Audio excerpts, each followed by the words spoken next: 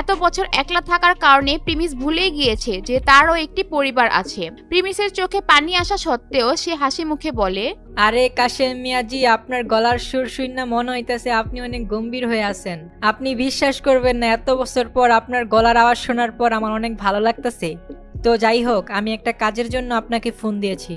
আচ্ছা বলো, এই বুড়া তোমার জন্য কি সাহায্য করতে পারে? আচ্ছা, আমি যেহেতু পরিবারের পরীক্ষায় পাশ করছি, তাহলে কি আমি এখন আমার পরিবারের সমস্ত পাওয়ার ব্যবহার করতে পারবো? হ্যাঁ হ্যাঁ, অবশ্যই। তুমি তো গত পরশুদিন পরিবারের পরীক্ষায় পাশ করছো। তোমার যত অধিকার আর পাওয়ার বন্ধ করে দিছিল, সব এখন সরিয়ে দিছি। তুমি এখন চাইলে সব কিছু করতে পারবে।